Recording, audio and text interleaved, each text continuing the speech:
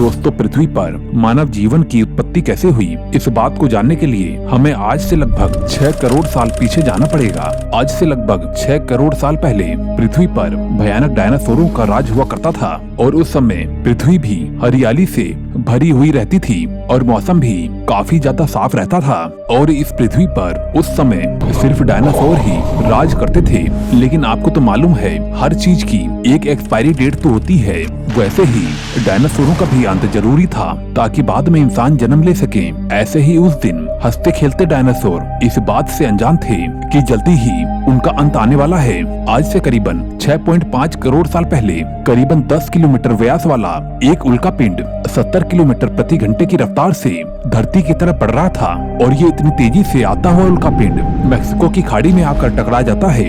ये विस्फोट इतना ज्यादा भयानक था कि और जिसकी वजह से इस पूरी पृथ्वी से सारे डायनासोर खत्म हो जाते हैं और इस भयानक तबाही के बाद जो बिल में रहने वाले छोटे जीव रहते हैं और सिर्फ वही बच जाते हैं। और इसके बाद ये जीव जिंदा रहने के लिए काफी ज्यादा संघर्ष करते हैं। उन्हें जो भी मिल जाता है वो उसी को ही खा पी कर जिंदा रहते हैं और इस तरह से सभी डायनासोरों का पृथ्वी से अंत हो गया और फिर बाद में एक नई दुनिया की शुरुआत होती है।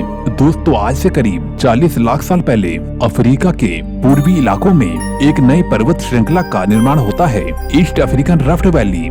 ये पर्वत यहाँ पर आने वाली मौसमी हवाओं के लिए एक अवरोध बन गई थी और जिस वजह से वहाँ के जंगलों में बारिश आना भी बंद हो गई थी और इसी जंगल में ऐब्स रहते थे और ये पेड़ों के ऊपर रहा करते थे और जहाँ पर कि उन्हें खाने के लिए कोई भी कमी नहीं होती थी और इस वजह से ये हमेशा ही पेड़ों के ऊपर ही रहते थे। लेकिन दोस्तों, अब यहाँ पर समय के साथ साथ बहुत ही भयंकर तरीके से सूखा पड़ने लगा था। बिना बारिश के यहाँ के जंगल पूरी तरह से साफ हो गए और इनके खाने के लिए समस्याएं उत्पन्न होने लगी। अब जाकर खाने की तलाश में इन्होंने पेड़ों से उतरने का निर्णय ले लिया। इन्होंने बहुत ही बड़ा निर्णय लिया था। इनका दिमाग एक संतरे की जितना बड़ा और ये लोग आकार में करीबन 4 फीट लंबे हुआ करते थे। कई सालों के विकास के बाद हमारे पूर्वज अब दोनों पैरों पर चलने लगे और जिस वजह से इनकी ऊर्जा भी काफी कम खर्च होती थी और ये लोग चलते हुए भी खा पी सकते थे और अब धीरे धीरे इनका दिमाग भी काफी तेज होने लगा था और ऐसे ही चलता रहा और धीरे धीरे ये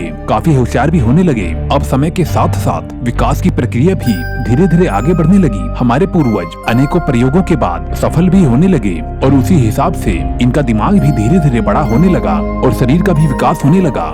समय के साथ साथ इन्होंने पत्थर से हथियार बनाना भी सीख लिया था और अब इनके लिए शिकार करना भी काफी ज्यादा आसान हो गया था। समय के बीतने के साथ साथ हमारे पूर्वजों ने आग को काबू करना सीख लिया था। ये आग की खोज हमारे पूर्वजों के लिए एक बड़ी खोज बन गई थी और ये आग उन्हें ताप और रोशनी देती थी और अंधेरों और बाकी जानवरों से भी उन्हें बहुत ही ज्यादा सुरक्षित रखती थी और इसी वजह से इनका अब इकट्ठा होने की वजह से परिवार भी बनने लगा था। हमारे सभी पूर्वज अब एक साथ रहने लगे थे और अब आग के चलते ये लोग अब पका हुआ मांस भी खाने लगे थे और जिसकी वजह से इनके शरीर की कम ऊर्जा खत्म होती थी और इसी वजह से बची कुची ऊर्जा इनके दिमाग में खर्च होने लगी थी। हमारे पूर्वजों का दिमाग अब काफी बड़ा और तेज हो चुका था और इसी प्रकार से काफी लाखों साल बाद मानव जीवन की उत्पत्ति हो गई और आप जो मनुष्य देख रहे हैं ये हमारे बीच या हम लोग काफी ज्यादा विकासशील हो चुके हैं। दोस्तों, हम कैसे आए, कहां से आए, हमारा जीवन पहले कैसा था, यानी कि हमारे पूर्वजों का जीवन और उन्होंने किस कठिनाइयों से